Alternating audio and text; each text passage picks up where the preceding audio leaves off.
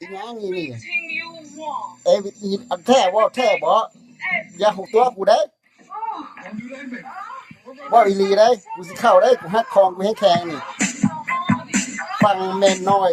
อาสิบอกอาสิสอนเจ้าฟ้อนเจ้าเต้นแหงโพดคอยสนอกเสน่ห์เจ้านี่ลองแม่น้อยเดียวตาเจ้านี่คือมาคอกมาเกี่ยวหัวใจเจ้านี่เกี่ยวไปเกี่ยวมาตุ๊กตาให้เวลาอันนี้แพ้หัวใจเจ้าแน่น้อยเดียวเกี่ยวออกบ่ได้อันนี้หูพ่อแม่เจ้าว่าอาจเป็นคนบ่ดีเงินคำอาจจะบ่มีขอโทษตะกี้ตอนอาจจะให้อาจจะดีจะเว้าจนจะให้เจ้าเก็บ11ปลายปียะไปติดคุกเมืองมีหน้าที่พวกเขามี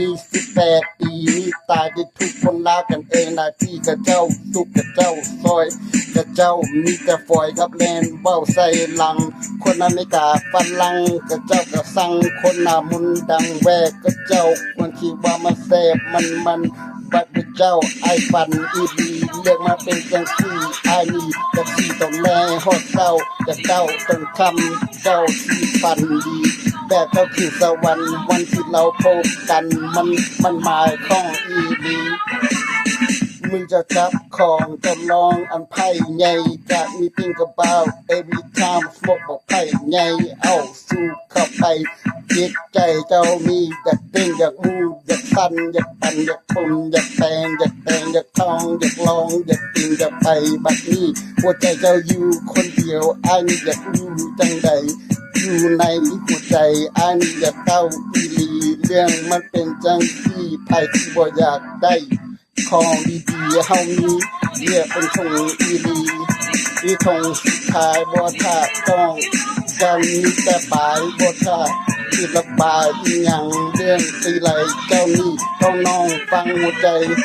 ผมเจ้าลงกับเปิดปุ่มนุ่มให้เคยบายอีกูเอานางไปแทงได้กูคองกูแข่งมันละกูเป็นนักเลงกูคิดว่ากูเก่งพายว่าวบ่เข้าใจกูเป็นคนลาวกินข้าวเจ้ากับข้าวเหนียวกำบังหูปีซีนกับไม้ไผ่หัวใจ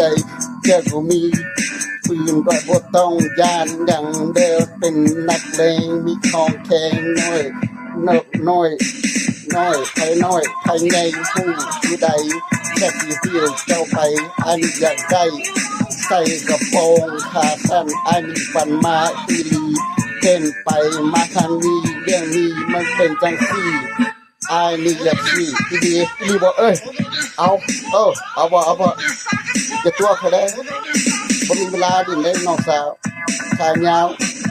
เป้าปุ่มอยากเป่าอยากอม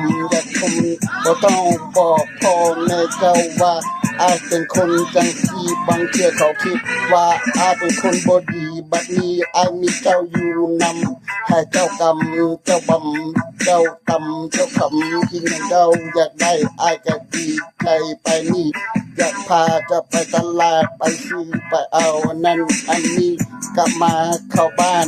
มีอย่างลิ้นไปลิ้นมาเว้าจนเจ้าติดใจ